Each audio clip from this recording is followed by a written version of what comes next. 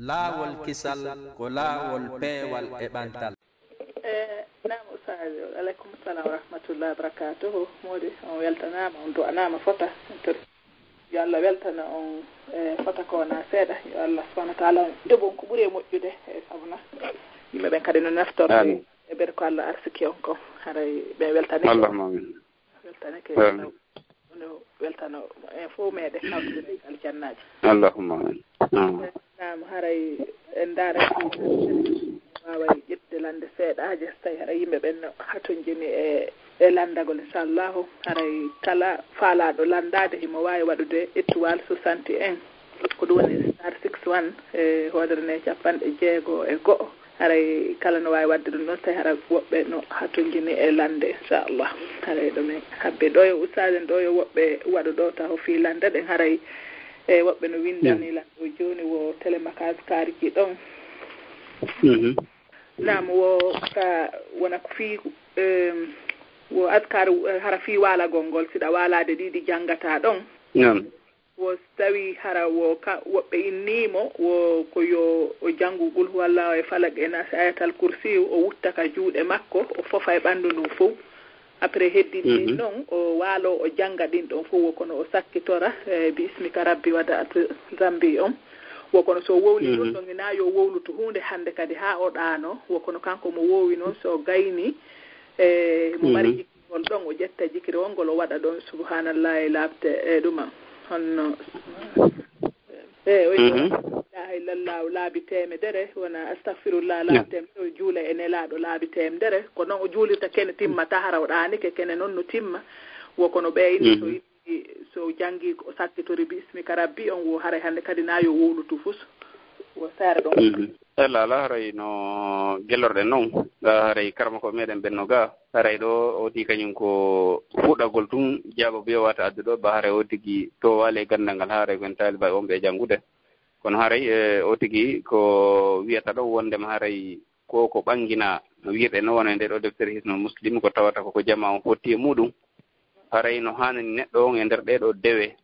ko tawata ko ɓangina ɗon kon on tigi waɗa yerɗum ɗon hay tinnaali ɓeydita e adaduji gooɗi tawata haray tawaka ɗon ma adda e goɗɗum ngoo ko tawaka e ɗum ɗon yo tigi ndaaru konko ɓangina ɗon on tigi waɗa yer no yondinora ɗum ɗon kadi haray yiyaali wondema ɗum ɗon hino fanɗi amma noon haray no ɓe ɓangini no wana subhanallahi en alhamdulillah no annda ko hunde tawata on tigi no newnana no dambugal ngal hino udditi no newrani on tigi yo himo waawi waɗude wona fes wondema haray ellano e ɗum ɗon kadi on tun haray no haani ko on tigi fuɗɗora ko ɓanginaɗa ko ɗum ɗon ɓurata moƴƴude haray no ɓe ɓangini noon kadi ayatal kursi on e gulu hallahu falak e nasi on haray laabi tati wuttaka juuɗe mum mawla ka ɓanndu mum ɗo yer wo no newran ɗum hiɗen anndi noon ko noon sari on addiri ko noon ɓanginira haray ko ɗo woni ko hawre sawaba kon haray ko yer noon woni ko faami muɗum yafto haray tawi woni ko faamini ko ɗo woni ko faandi ɗen ɓe numéro mum landitori ko 2518 assalamu aleykum waaleykum salam wa rahmatullahi wa barakatuh salamu aleykum wa rahmatullahi wa barakatuh waaleykum salam wa rahmatullahi min ko landal mi mari ko yowiti e fi aada on maka ɗon ɗon goɗɗo sino wadde ona dewal allah haranayo aadaji ɗin goɗɗi goo ko dagi wona ɓeɗo wonna ɓarɗo debbo kawtal jan ko pakistanejo i fiiterlen ka julde maɓɓe ɗande kamɓe si ɓe juulude ɓe si ɓe wadde sujuuɗu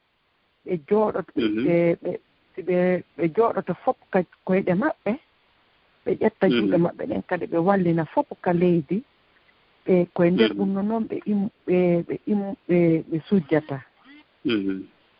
ka julde on sumati noon ɓayre mi landike ɓe buyɓe maɓɓe minni ɓe fof yonum ɓe juulirta ni koye honɗum ɓe itti ɗum suka ka hadis ma si tawi koye nelaɗo meɗen Muhammad sallallah sallam ɓe yitti ko hon o yinela wono wo kamɓe imamu maɓɓe on Pakistan woko noon ɓe juulata wokoye ɗum ɗon kamɓe ɓe titti ko ɗum noon wo après noon minnimo ene est ce que kamɓe imamu maɓɓe on koye honɓe kamɓe kadi ɓe ƴetti si tawi koye nelaɗo meɗen Muhammad sallallah sallam ɓe ƴetti ɓe oynino woni normalement goɗɗo kan no duwa kadi ɗoftude imamu mum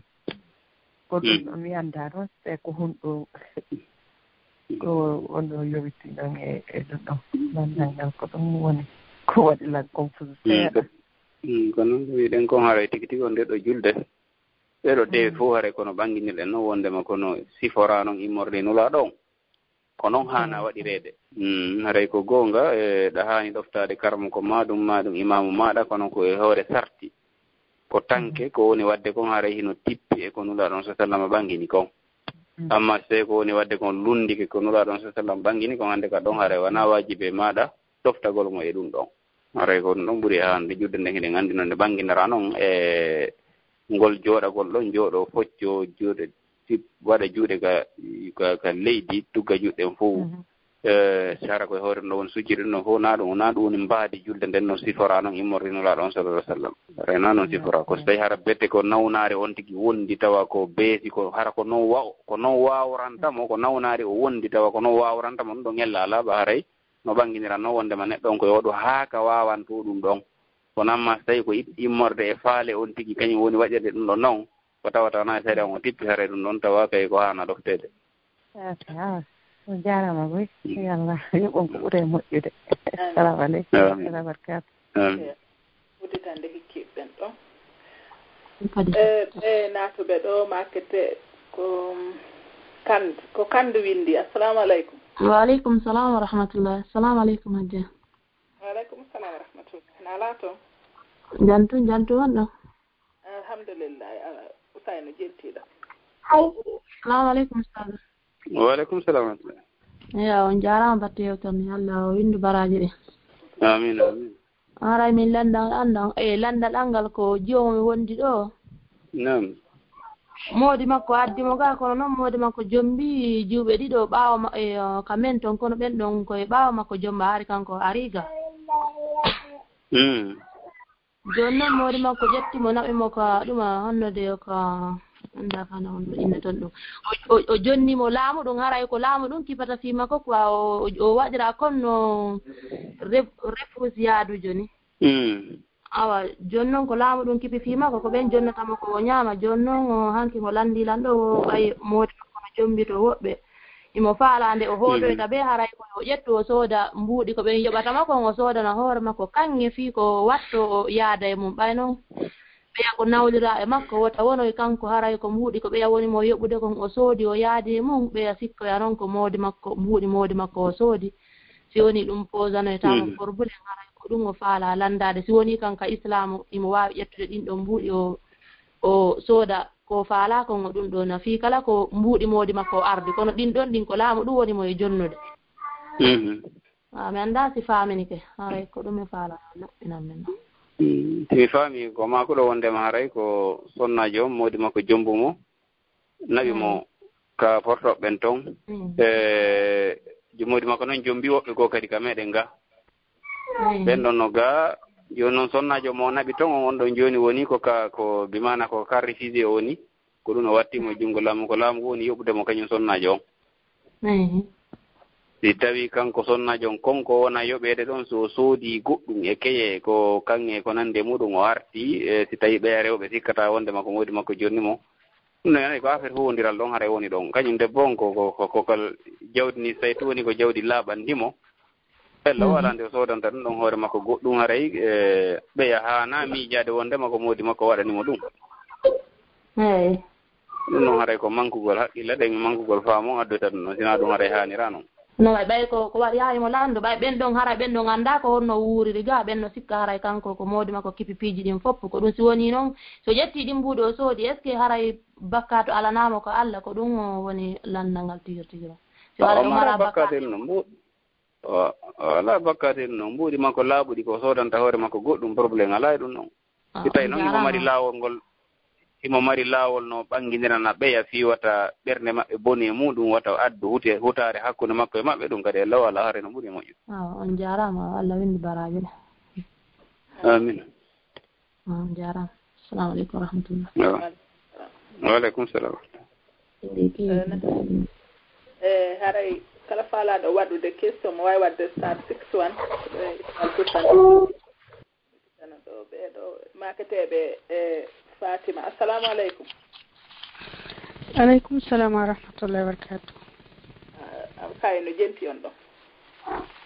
No jarama ustaji. Jarama nawala toon. Jam toon alhamdulillah. Min ara lande langal ko faydi tigina ko yoniri heɗo maw. Ko wano ni debbo si tawi hino mo sowi. Ko on tigi sonjoto ko wano muusendi ni wondema sugu wano ɗum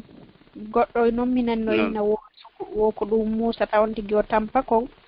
wo ɗum ko ittanede bakkatu noon wo waray on tigi no wawi wonma wadde jihadi haray ko ɗum woni landal ngal andugol tawi ɗum ko goonga ko ɗum noon mi faala donc ko noon woniri ko anni on tigi on si tawi Allah waɗi sonnajo woni ko sowiɗo hawrodiri kadi haray sowande nden ko immorde e moodi makko ko ɗum woni haray ko boobo haalajo woni ka tege makko tawa himo moƴƴini anni e makko on wondema haray ko woni e ɗaɓɓirde jiidi on ko nde tawde ɓa haray Allah on no yamiri ɗum nulaaɗo sallah sallam no yamiri ɗum kankadi haray mo yiɗi waɗirgol ɗum ɗon noon heɓa zurriya mo o yangano mo o danko ko on ɗon anni e moƴƴo o jogii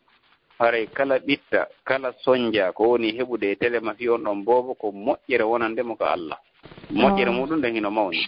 ko anni e makko woni wadde ɗum ɗon ko ɗum addi haray neɗɗo no haani moƴƴinde anni e makko e golleji makko ɗin fof on noon boobo hay si tawi o ari mayde ka reedu makko ma o jibinama tun o maayi haray wona kañum nena boobo yo sikku o perdi ba haray no woodi woɓɓe ko ɓe tawata anni o moƴƴaɗon haray ɓe anndi kamɓe ko ɓe woni jibinirde ko fiiwe ɓe heɓu ko dankoɓe ko yannganoɓe ko waɗnaɓe ɗum ɗo e ɗum ɗo anndi sifa ɓenno ngon fof haray si boobon ari mayde ka reedu ma jibinama tum maayi ɓe konta e woni haray ɓe perdima par ce que ko ɓe faalano ko on heɓaki o waɗi haray na ɗum wonti haani fiɓude ko wontigi haani fiɓude ko wondema no waɗirde ɗum ɗo sabu Allah hino yamirimo waɗugol ɗum ɗo fiyo kankadi yo woodumo o darani yo woodumo o yanngani hannde kadi kala golleji ko o waɗani on ɗon kala ñaamete ko okkori on noon ko saraka wonandemo kala muusindi ko heɓi e tedirama on noon ko moƴƴere wonandemo kanko ka Allah haray ko noon haanire neɗɗon awa min ni landal ko mi mari kon ɗo ko wano ni hannde wono ko ñalande juma ɗo min ko leydi Espagne mi woni ɗon wonde si fana on heewi ko 13 heures goɗɗum ni wono 30 e quelque ni heewata jooni noon si heewa tummi mi juula mi juuli noon mi arti wonde mi naati ka Facebook laawol kisal mi yiya onno ustaji ɓen hino wadde kutuba wano wonirɓe onno Bruxelles ɓe mi annda haray ɗon jooni ko onno mi gerdita ɗum noon mi habboto haa siko si heewtum mi juula tawi ko yo mi habbo ɗon on ɗon haray ko toujours ko ñaawore leydi ka wonɗon ɗo wonɗon daarde so tawi leydi ka wonɗon ɗon leere eɓɓaaɗo fii fana on ma ɗum waktuuji ɗin fof leere eɓɓaaɗo on si heewti haray kono ɗo wonɗon daarde wona e leydi goo wonɗon daarde ɗum ɗon mi tañƴini mene e ɓen ɗon no feppi leer ko ɗum waɗi tawi no lam jiɓini lan seeɗa onon kam onon ka wonɗon ɗon haray ɗon alaa ka juuleede ɗon ko onon toon juulude min kaka suudu ko ɗum noon waɗi heeway tun noon mi juula si mi ari noon mi naati ka ɗum Facebook laawol gisa mi tawa ɓe wadde hutuba ko ɗon noon jiɓini lan jooni on alaa calendrier ƴoono ko ndaaro non min mari ko fana amɓe mi ndaara fana on ɗo ko 13 heures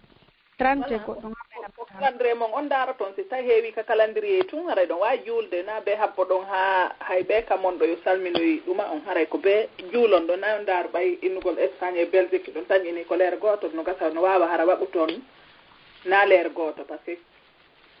kene ara no ɓattodira ara waɓutuuji ɗin hay minen wonɓe ɓen ga tawi ɗen hara waɓutuuji ɗin no woni différent kene no acciri 30 minutes kene no acciri 15 minutes ko calendrier mon on ndaaroto ko ɗum minen fewɗo fana ko 13 heures 38 woni noddi ko ɗum ndaaroto to ɗum noon waɗi si mi juuli noon haa gasi si mi naati ka ɗuma mi tawa ɓe huttupude juuɗe par ce que ɓen nonko ka maɓɓe ɓe woni kamɓe kadi ɓe huttupude to onon kadi ɗon kam mon ko calendrier mon on siivoto o ɗum moƴƴi moodi ono jiɓinina haa ono gerdirta ɗon Allah awa ɗon gol ɗon on laaɓi ko noon woniri ko lawal barka bo yalla windu baraji ni amina gooto heddiɗo saji la udditande en ɗanndiiɓe ɗo na maketeɓe ari assalamu aleykum assalamu aleykum wa aleykum salam wa rahmatullahi usani no jenti on ɗo Assalamu alaikum Ustaz. Wa alaikum salam. Na wala ton. Jantum. Alay landa langa ko mari do si tawi yara ka firti do a firtori ke konara ko césarienne si tawi yayi ha 4 semaines ma 3 semaines et demi hew feƴƴi hara taƴinira e ara balɗe ɗiɗi ma balɗe tati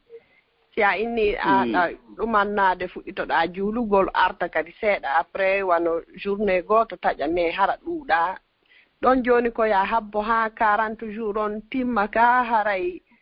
koya kon loto tun juula fi kala si waɗa 2 jours 3 jours taƴinira ɗum ɗon haray si tawi taƴali fewu no taƴondirde ko ɓuri moƴƴude kon ko habbagol ha 40 jours on ka ko ɗo woni ɗum on si tawi ko woni taƴude kon ala juutude si tawi ko yer ñallal balɗe ɗiɗi balɗe tati ni ɗum ɗon haray onti considére toujours haray himo e nder ko ɓeynata kon haray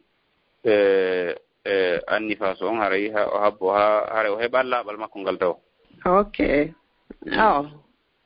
on no landal andiɗa ɓangal ko tawi wano par exemple si a woni sowiɗo ni ha firtike tawa hara modima hara o ñermete chaque fois indugol ko an yiɗi heɓugol ɓiɓɓe hara wasi kanko o tigi o faalaka est ce que noon sa inni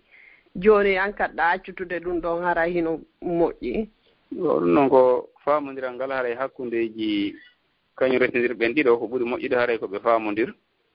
nde tawde haray ko goonga haray ko kamɓe woni ndaarude ɗum ɗon kono haray ko ɓuri moƴƴude kon nden anndinora ɗon sallam aɗa bangidire nde noon haray ko won tigi wakkilo hara o bulokali ko ɗum ɗon ɓuri e moƴƴude kono noon ɓa fo e muɗum koye hoore famodiral hakkundeji maɓɓe ɗen anndi noon wonde haray wonduɓe kan toujours haray wonde piiji ɗi no ara sattude seeɗa kono haray ko wonti rewru laawi newi ɗi e yewtere moƴƴere haa ɓe famodira haray ko ɗum ɗon ɓuri e moƴƴude noon jarama Allah hokko mbaraji ɗi amin jarama nam Ustaz ari ko ɗo woni ko landi ɗo fi question jiɗi joni hara en hatta ɗo min accita onon kadi photo e ɗon seeɗa awa inchallah weltanike on fota hara min salmini kadi ɓeyduɗe nden fof haray ɗo min habbiti on kadi ka radio lawol kisal inchallah hara min salmini julde en ɗon kadi e wondaɓe ɓe fof maɓɓe yo Allah waɗan on joddinigal janna e batte golleji ɗi wonɗa fof yo Allah waɗu barke e majji kadi amin amin haray on jarama weltanama onon kadi fota en toɗi Allah yo Allah yoɓ on ko ɓuuri moƴƴude ɗeɗo golle moƴƴude wonɗon e wadde yo waɗa min golleji meɗen ɗin fof feppodirɗe ko kanko Allah subhanahu wa ta'ala ɗo yarli kon o yaafano en faljiriji ko wonɗen e faljude kon e muɗum moƴƴereji ko woni hawri ndin e muɗum kon kadi o sowindirana en ɗum waɗna en cowalle waɗna en ɗum kam andaka meɗen moƴƴo dama salli ala sayyidina rasulillah awa inchallah awa inchallah na musidɓe julɓe tedduɓe assalamu aleykum wa rahmatullahi wa barakatuhu haɗa nandirɗen noon haɗa ko ɗo wonɗen hattude hannde kadi inchallah haɗa on weltanama on dendagal batte accitugol golleji monɗen fof naata heɗito ka radio ɗo haɗa weltanike kadi karamokoɓe men ɓen fota ko wona seeɗa ko ɓe woni accitude kamɓe kadi programme ji maɓɓe ɗin fof ɓe naata ɓe wallita en ɗo ɓe okkura en ko Allah subahanahu wa taala on niwinani ɓe okkuri ɓe kon ko ɗum woni gandal ngal en tori ka Allah yo Allah reeno ɓe men ɓe amina ya rabbi haray onon kadi fof on weltanama yo Allah subahanahu wa taala on hawtodira en fof hisina en e hawtodira en fof ko aljanna hisina ɓengure men nden e modiɓɓe ɓen e sonnaɓe ɓen e ɓiɓɓe ɓen e surtout yo Allah subahanahu wa taala on ɓeydu fewnande e ɓiɓɓe men ɓen e ɗeɗon leyɗe amina ya rabbi haray on fof on weltanama nokku kala ko hikkorɗon haray min inni on ko saɗi ko tooli haray en yontere hannde kadi si jon yontere hannde jaɓi enen e sehuɓe men goo kadi inchallah haray min inni assalamu aleykum wa rahmatullahi wa barakatuh yo Allah hokku en walugol e jam laawol kisal ko laawol peewal e ɓantal